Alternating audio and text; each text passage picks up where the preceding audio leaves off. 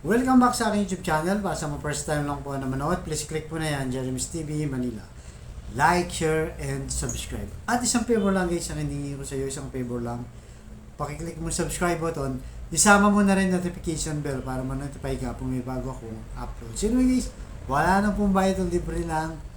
Tulong mo na lang din sa kapwa mo. Right? Thank you very much po. So topic natin yung for today's video, mga Senador Bato, Revilla, Jinggoy Estrada, napikon, napamura, at nainis, napasigaw sa kanilang hearing dyan sa Senado.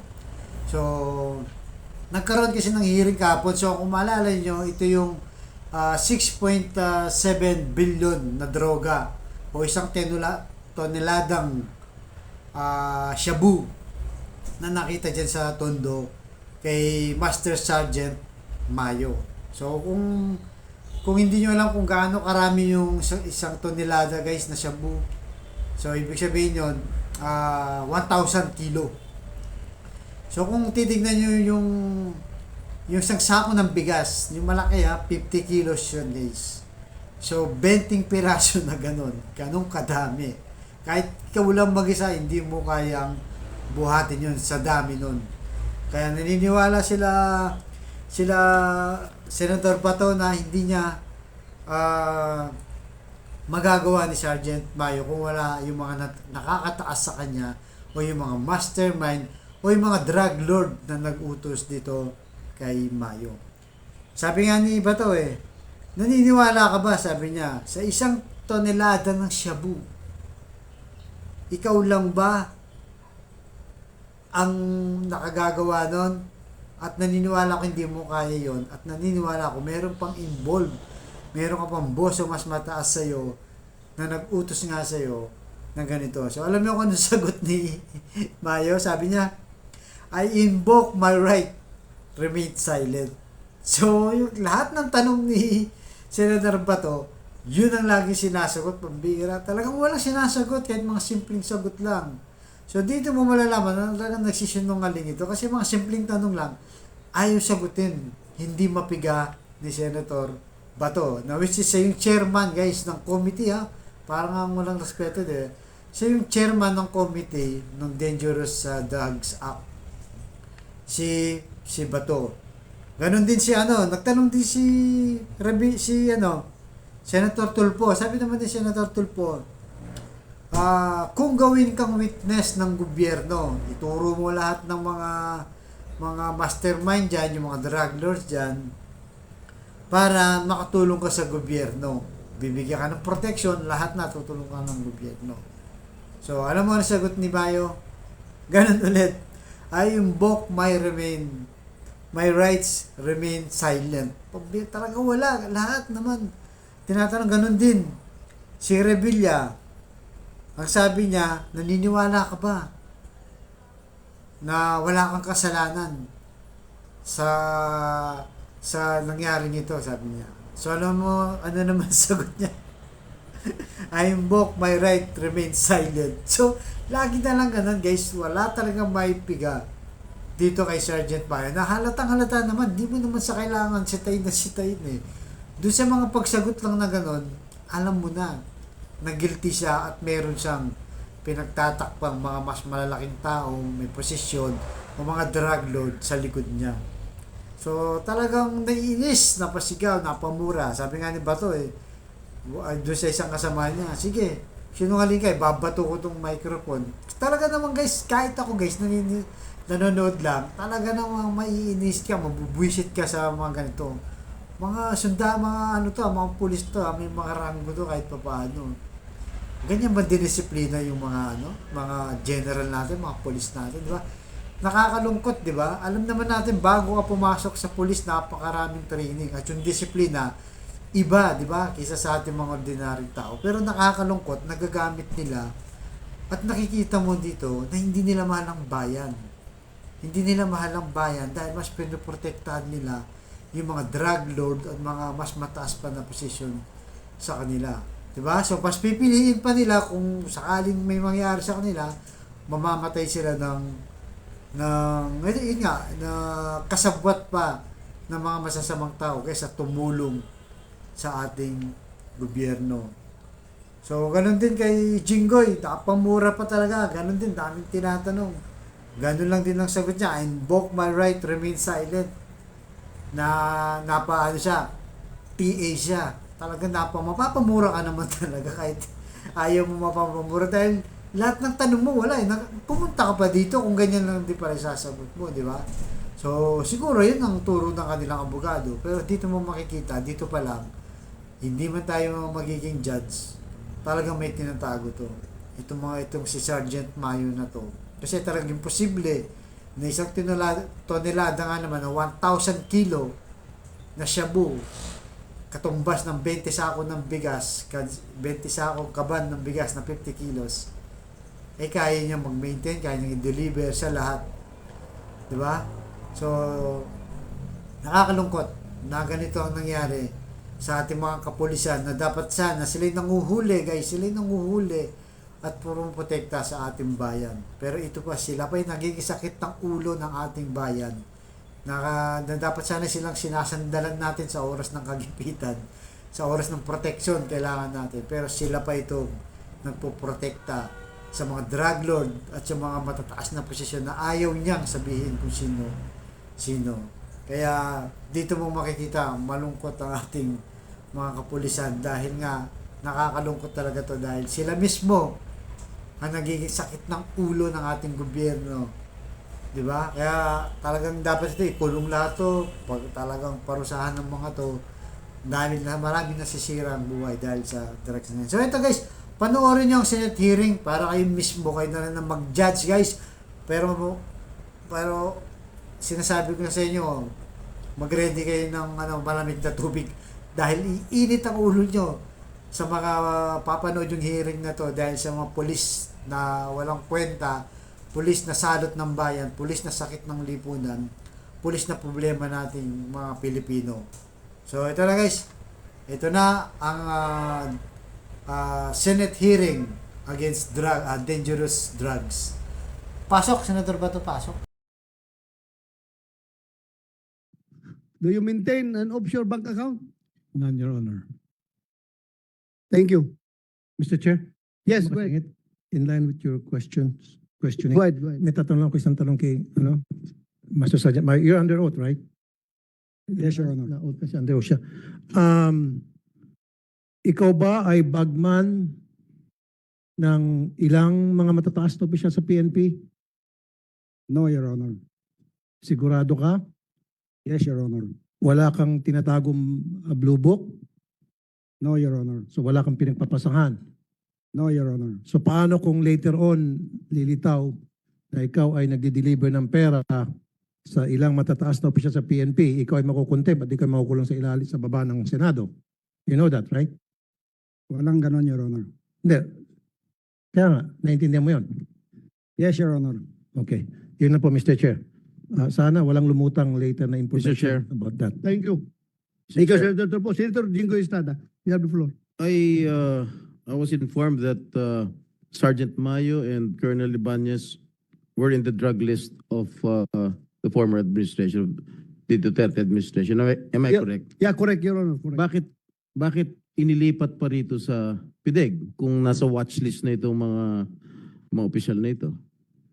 The reason being is that tingin ng PNP, itong mga tao na ito ay maraming alam. Kung gusto natin ng accomplishment, mas madali tayo makapag-accomplish kapag itong mga tao na ito gagamitin natin sa operation dahil pasok na ito sa sindikato. Hoping na yung loyalty nitong mga tao na ito ay nasa PNP na. Wala doon sa pera, wala doon sa droga. Kaya minabuti ng PNP na gamitin natin ito para makapag-accomplish tayo. So, ganun po yung mindset ng PNP, Your Honor. Pero pumalpak. Ay mas lumakas ang loyalty ni Mayo doon sa pera at sa Cebu kaysa PNP. Pero Mr. Chairman, tumama yung pananaw ng PNP na makukuha nila yung droga. Maganda sana. Tama sila sa At maganda na sana yung accomplishment na dungisan lang lalo, no?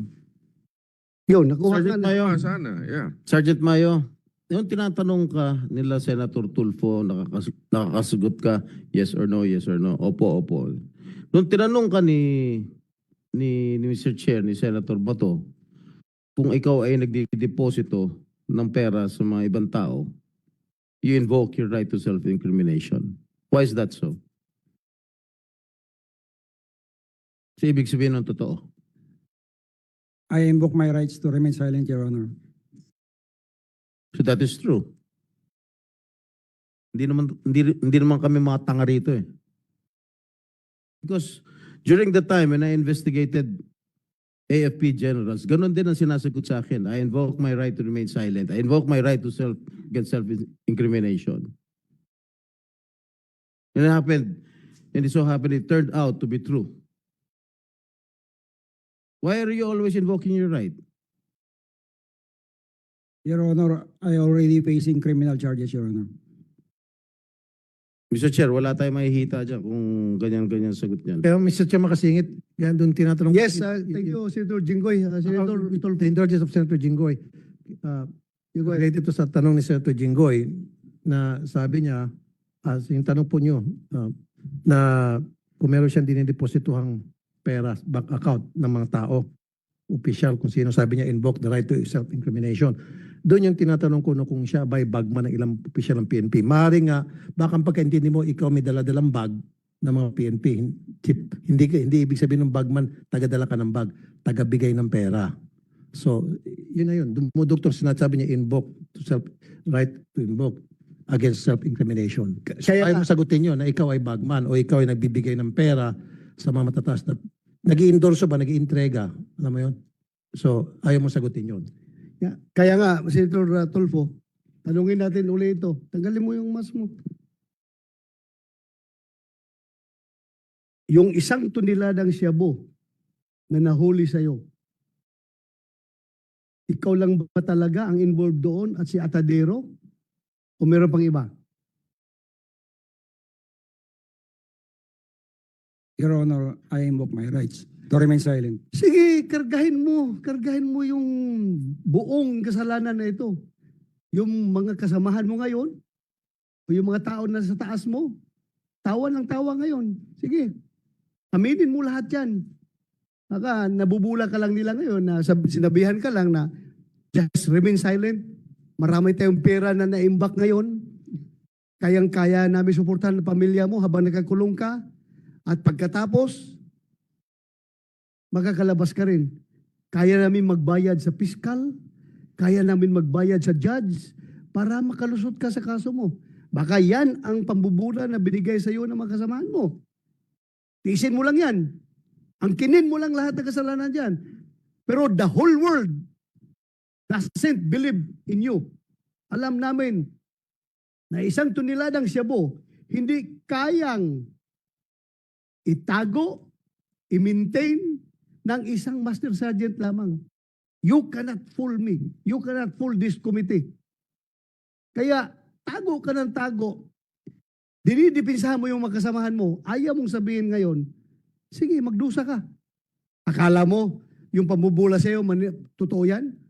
Ha? Baka, yung mga gunman nga ng pumatay kay Digamo, nagsipagbaligtara na eh.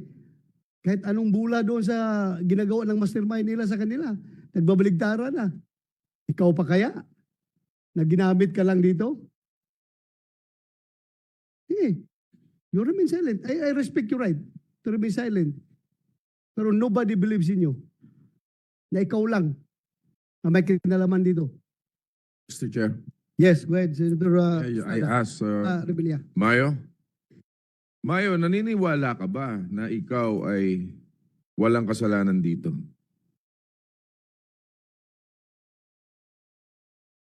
Your Honor, I invoke my rights to remain silent. O, di may... So, hindi ka na ni... Wala talaga, wala. Mr. Chair, pwede mo kasi. Anyway. Yes, Senator mo. Sergeant Mayo, ano kaya kung ikaw i-operan na maging state witness para hindi ka na makulong at makulong na lang yung mga taong malalaking isda na nasa likod mo? Papayag ka ba? I invoke my rights to remain silent, Your Honor. Thank you, Mr. Chair. Sige, hintayin mo na lang yung sa korte ka na lang magsalita. Mr. Chair, Yes, go ahead. dito naman tayo kay Colonel Ibanez. Ayaw niya magsalita eh. Sige, go ahead. Senator Colonel, Estrada. naniniwala ka ba hindi kaya mag-isa ni Sergeant Mayo na merong taong nasa likod niya o mataas na opisyal na nasa likod niya? Hindi ko po alam, Your Honor, kung ano yung totoong nangyari. No. Ang tanong ko sa iyo, isang master sergeant, kaya ba niya na mag-isa mag-operate, makakuha ng 1 tonelada ng shabu? Hindi po ako makapagsabi, Your Honor, kasi hindi ko po alam yung circumstances ng... Hindi mo alam Hindi ko po alam. ang Kung paano dumating yung 990, Your Honor. di ba ikaw ang hepe niya? Yes, Your Honor. Oh, hindi mo alam ang trabaho niya? Di ba ikaw ang nag-request na Yes, Your Honor. Na-request ko siya nung time na magkaroon ako ng order papuntang PIDIC. o, hindi mo alam ang trabaho niya? During that time, Your Honor, kung ano yung kwan dyan is di ko alam, Your Honor. Wala kang alam sa trabaho niya? Wala. Ikaw ang nag-request na ma-reassign siya sa department mo, sa PIDEG. Yung particular na situation, Your Honor, di ko alam. So he did not inform you Hindi po, Your Honor. na may operation, gano'n? Hindi po, Your Honor. Hindi ko po alam, Your Honor. Why Senator- did you not inform your chief, Mayo? Ba't hindi mo siya in-inform na may operation? Your Honor, I invoke my right to remain silent.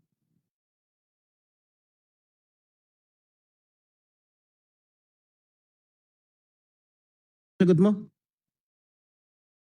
I invoke my right to remain silent, Your Honor. Tanginang yan. Sige, thank you, Senator Jinggoy. Colonel Ibanez, tama, correct ba na meron kayong hinuling shabu doon, mga Chinese doon sa EDSA? Particularly sa may lecture kung saan dineclare ninyo around 60 kilos.